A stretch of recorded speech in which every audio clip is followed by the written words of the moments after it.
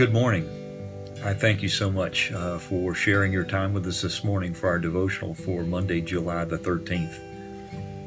I was reading recently some of the old narratives in the Old Testament of the patriarchs, and I was once again reading the story of Joseph. Joseph, the 11th son to Jacob, whose brothers became very angry with him, jealous of him, and pretty cruel to him as a young lad, and sold him into slavery into Egypt. You know the story. The Lord looked after Joseph and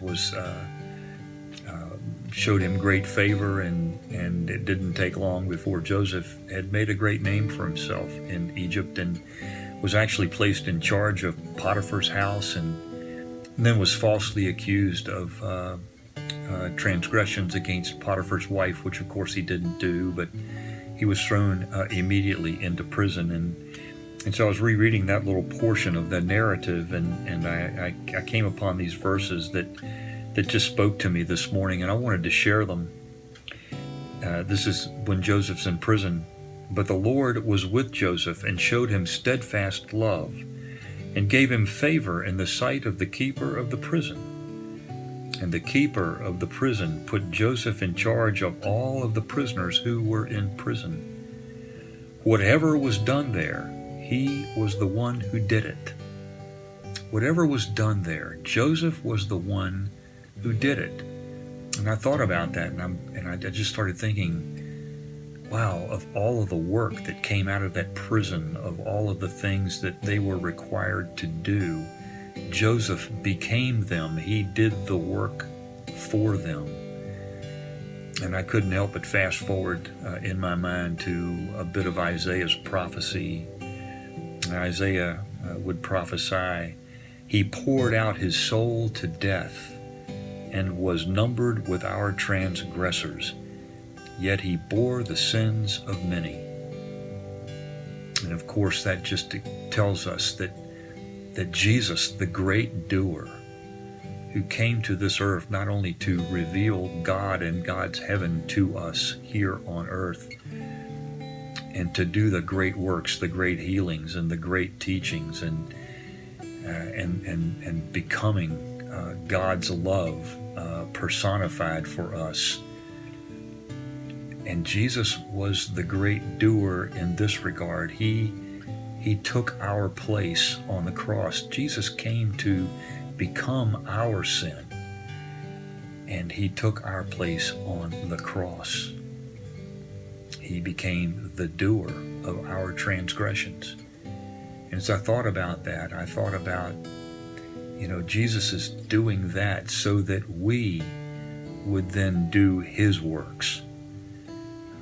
That we become doers of what he did, of living a life of obedience to God's word, of living a life of service to all others, to doing works of righteousness, to doing works of forgiveness, to loving our neighbor as ourselves, to doing the works of proclaiming, to being the gospel, living the gospel out in our own lives.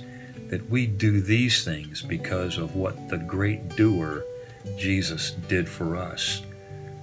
And I think about the letter of James, Jesus' half-brother, that he wrote to the Christian community. And in that very first chapter, 22, James says this, "Be ye doers of the word, not hearers only, deceiving yourselves." And I thought about that, and that is our call, to be doers of the word, to be doers of Christ's work here, and living out that gospel because of what Jesus did for us, becoming the doer of our sinfulness and taking our place on that cross. And I couldn't help, as I thought about this, to let my mind drift back to the times when I was a little boy, and the songs we used to learn to sing in Sunday school. And sure enough, I thought of this little song, "Be ye doers of the word," that I learned as a little guy. They taught us the chorus of this. It was a hymn in the hymn book that we didn't sing all of that often. But the words to the hymn were out of James 1:22. Comes a call for me and you, who will live for Christ the risen Lord. Kind to others we would be, Jesus' likeness they would see. Another verse says, let us serve with all our might. Let us stand for truth and right. All of those were the words to the hymn, but then the chorus was just this little chorus that was really great. I think I can recall it. Be ye doers of the word, be ye doers of the word, be ye doers of the word, and not hearers only, be ye doers of the word. God, I love that song when I was a little guy. I was just great singing that. And just reading this passage from Joseph this morning, the foreshadowing of Jesus and Joseph being the doer of the prisoner's works, just as Jesus was the doer of our works of sin. He became that for us, and he did that so that we might become doers of his works.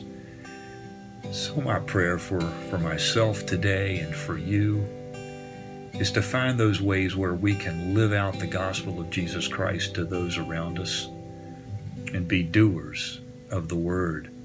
And perhaps you can commit that verse to your memory today, James 1:22. Be ye doers of the word, and not hearers only, deceiving yourselves. God bless you all.